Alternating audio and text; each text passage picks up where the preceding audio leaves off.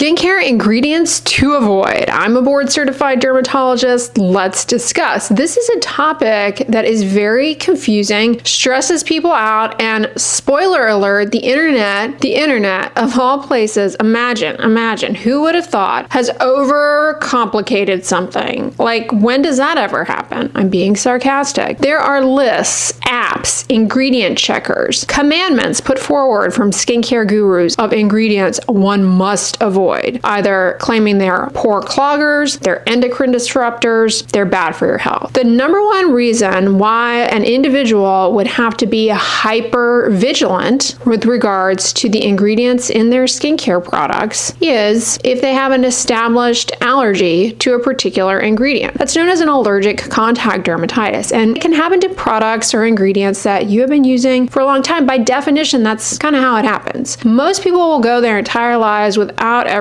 developing allergic contact dermatitis, but certain groups are at greater risk, such as those who have atopic dermatitis and various other types of eczemas. People who work in certain occupations, especially if they do a lot of what we call wet work, meaning getting their hands wet. And allergic contact dermatitis can happen to pretty much any ingredient. It can affect any body site, but more delicate areas are going to respond more robustly, like your eyelids, the sides of your neck. You can develop an allergy not only to ingredients in skincare products, but to other things that might come in contact with your skin, like household cleaning products, occupational exposures, clothing, those little anti-mold sachets. You need to see a board certified dermatologist if that is something that you think might be going on, because we do a special type of test called patch testing to determine what allergen you are allergic to, and then moving forward, you have to avoid it. So those people who have a confirmed patch test established contact dermatitis, allergic contact dermatitis to a particular ingredient, they have to be really vigilant. Common allergens that end up being the culprits that we find when we do this testing are fragrance, certain preservatives like methyl isothiazolinone, methyl chloroisothiazolinone. People might develop this contact dermatitis on their lips to various lip care products that contain not only flavorant, aka fragrance, but also propolis, beeswax, lanolin. Certain essential oils are also common contact allergens. Scenario number 2, where you need to proceed with caution with regards to certain ingredients in your skincare routine, boils down to the location,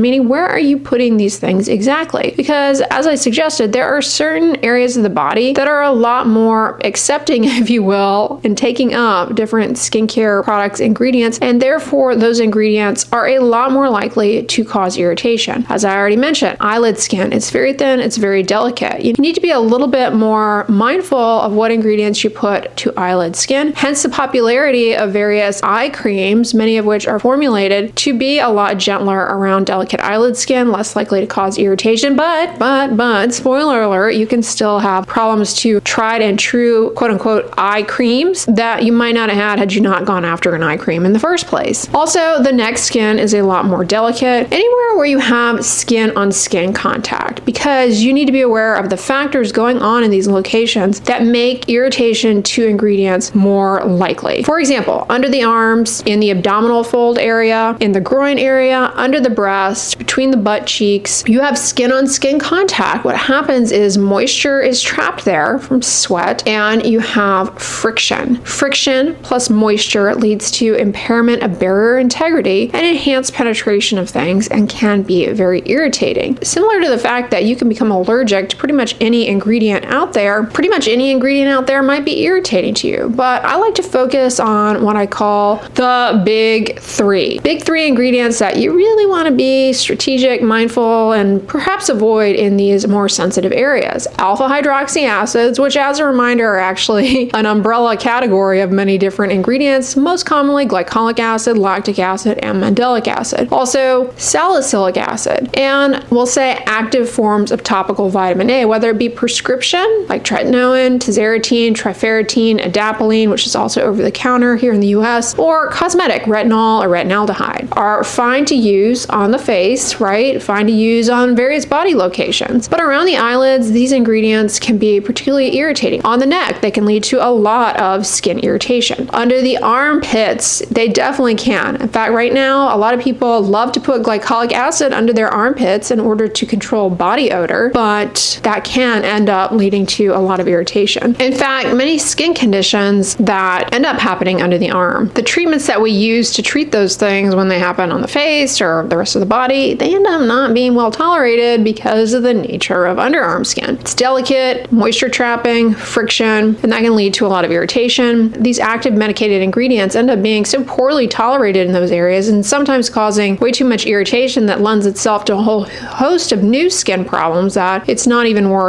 considering those ingredients in those situations. Another ingredient that you want to avoid on the eyelids, but is pretty well tolerated under the arms and in the skin folds, provided you are rinsing it off of the skin in a wash form, is benzoyl peroxide. Now, benzoyl peroxide is a very effective acne treatment, but it can be really drying and it can cause a lot of irritation, no matter where you're using it. Using it in a rinse-off form, like a cleanser, as opposed to a leave-on form, reduces the risk of irritation, but eyelid skin is like, no thanks. So I don't suggest washing your eyes with a benzoyl peroxide cleanser. And that's important because a lot of people will be instructed to use a benzoyl peroxide facial wash to wash their face as a way to help their acne, because it is an active over-the-counter acne medication, but they may not be aware of the fact that they should not be using it to wash their eyelids. It can cause tremendous eyelid irritation, especially if you're using a higher percentage benzoyl peroxide like the 10% cleansers that are out there and very effective for acne, but not so great for your eyelids. What do you do if you feel as though you are developing skin irritation to a particular ingredient, whether it be on your lips, your eyelids, the rest of your face? How do you know? Well, like I said, it's best to see a board-certified dermatologist to know exactly what is going on and to help you figure out what the culprit ingredient is. One skincare product you hear me recommend all of the time is petroleum jelly. Name brand Vaseline, but it certainly does not have to be the name brand version. There are store versions out there that are the same thing, just 100% petrolatum. That product is one of the safest things you can put on your skin and very low, almost no risk of allergic contact dermatitis developing to it. Can cause irritation for some people, especially in the heat and the humidity, but it is a very safe thing to put on the skin, especially when you don't know if you have developed an allergy to something and you're having problems with the skincare products that you are using. I often will recommend that as a lip balm for people who are dealing with chronically dry chapped lips, because they may have developed an allergy to something that is commonly found in most lip balms, or that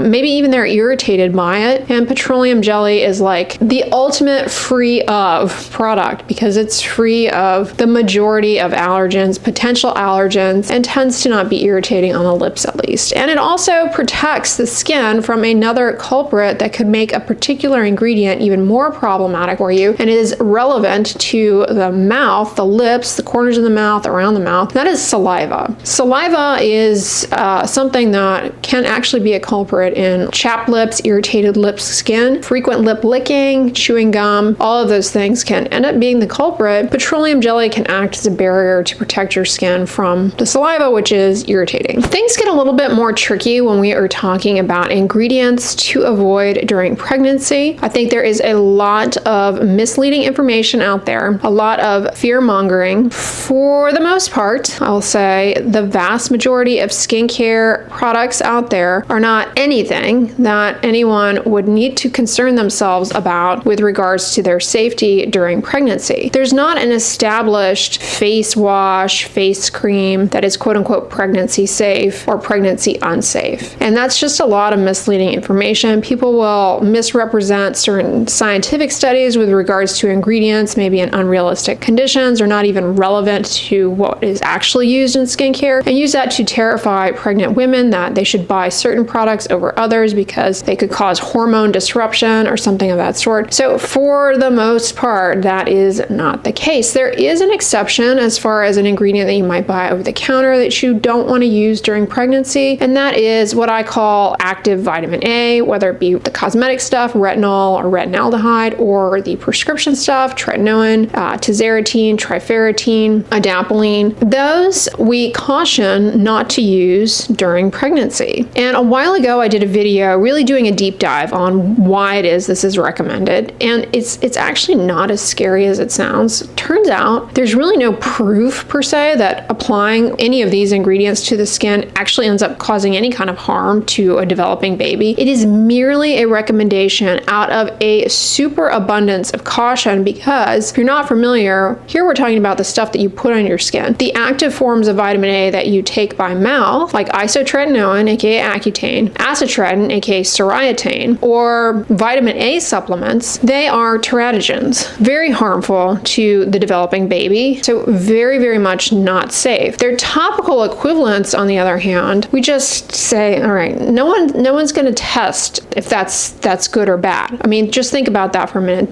That is unethical. That's an unethical testing to go about conducting. So out of an abundance of caution, it's like, we don't really know. While there's no evidence that it causes harm, let's just say no. Let's just say we're not going to do it and make peace with that. It's 9 months. Let's just make peace with that.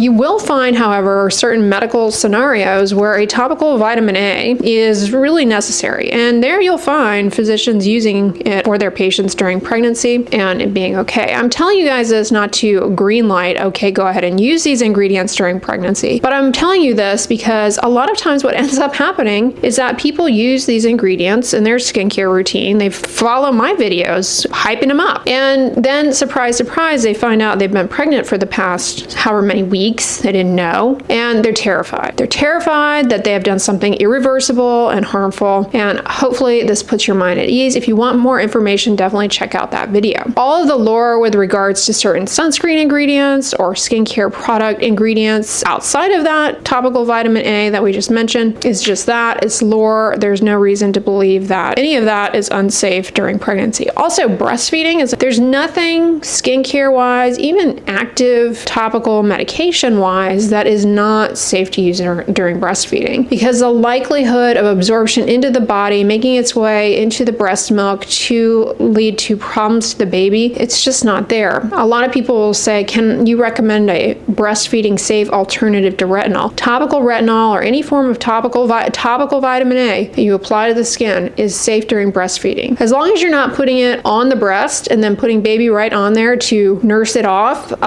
it's more than fine. It's more than fine. What about ingredients and sunscreens? A lot of people hear these inflammatory reports with regards to the fact that certain chemical sunscreen ingredients can be detected in the bloodstream following topical application. And there's a lot of scary headlines around this, like, oh my gosh, scientists discover high amount, excessively far exceeding the threshold amounts. They make it sound really scary. And in reality, exceeding the threshold amounts actually is still incredibly negligible. And there's no evidence that detected in the bloodstream equates to harm to human health. There's not been any established or even suggested confirmed adverse effect to any human from applying sunscreens, no matter the ingredients, to the skin. So as you can see, there's really not a whole heck of a lot out there that you should be strictly avoiding, unless, you know, the one situation where we can say 100% you've got to be extremely vigilant with avoiding this ingredient is if you are allergic to it. If you have a patch test confirmed allergy to a particular ingredient, then absolutely. Some people feel as though, or notice within themselves, that if they use a particular ingredient, it causes problems for them. It's like a pattern that they've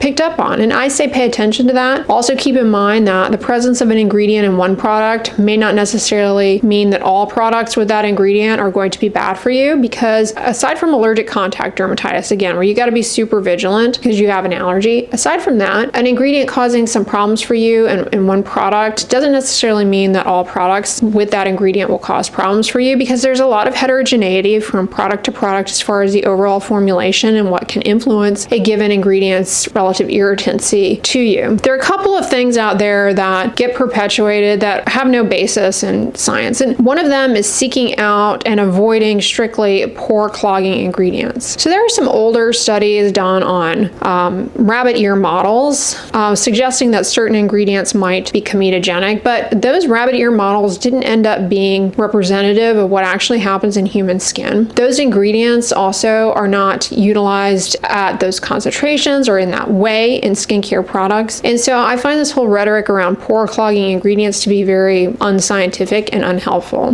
They're not really established ingredients that clog pores. Now, you may find as someone with acne-prone skin that if you use certain products that you find that you get more breakouts or something of that sort. And again, I say pay attention to that for yourself. But to go online seeking out products or to have brands market products as not containing pore cloggers, yeah, that's nonsense. There's not a list, in other words, regards of products that are quote unquote acne safe or acne unsafe or pore clogging ingredients. There's not a list like that. It's not established. And like I said, an individual ingredient in one product may actually be a culprit for causing problems for you, but in another, it's totally fine. So you see how that's not particularly helpful. The other nonsensical thing out there that can trap a lot of consumers is these ingredient checking apps, like the Yuka app, Think Dirty app was a popular one a while ago. They have a couple of them. These ingredient checking apps are utter nonsense. Utter nonsense. They're not rooted in any science. They misrepresent small animal models, cells in a dish type research studies where the ingredient they're demonizing is not being tested in a way in which it's representative of how it's used in skincare products. And a lot of these ingredient checking apps also have their own agenda as far as what they want to promote and not promote. So be mindful of that. That's not anything that any dermatologist or physician is out here using to guide patients. It's very anti-science. Okay, there's no science behind those ingredient checking apps. Here's another thing I get a lot of questions about, and honestly, it's a bit beyond my area of expertise, and that is with regards to phthalates in skincare products. A lot of people are afraid of them. Now, phthalates is actually a broad category. There are a lot of different phthalates. The ones that are actually in personal care products, whether it be skincare or cosmetics or hair care, they're not associated with potential for harm. They're excluded. And there are a lot of great cosmetic scientists who debunk these myths, like Jen from the Echo Well or Michelle, Lab Muffin Beauty Science. They have some really great posts talking about the nuances of phthalates. But suffice it to say, you don't need to concern yourself with those. They're not going to disrupt your hormones. There's no proof, as a side note, that any skincare product leads to hormonal abnormalities. Again, a lot of what causes people to generate those types of headlines and perpetuate that rhetoric, simply misunderstanding of animal studies or what we call preclinical cells in a dish studies with a given ingredient in a very unrealistic scenario, and not how it actually ends up playing out in how skincare products are formulated, for example, in real world use conditions. All right, guys, that's what I wanted to talk about in today's video with regards to ingredients to avoid. As you can see, it's pretty straightforward. If you're allergic to something, you got to be vigilant. I mean, that's like the most aggressive ingredient checking you have to be, is if you've got a patch test confirmed allergy to a given ingredient. The other scenario where you need to be real mindful of what you're using is location. Eyelid, neck, underarms, skin folds, groin, between your butt cheeks. Those are areas where you can get moisture trapping, you got skin on skin contact, friction, occlusion. Those are factors that make ingredients more likely to cause irritation, and certain ingredients for sure, I call them the big three, retinoid, alpha hydroxy acid, salicylic acid, can be really irritating in these locations. I hope this video was helpful to you guys. If so, give it a thumbs up, share it with your friends, and as always, don't forget, sunscreen and subscribe. I'll talk to you guys tomorrow. Bye.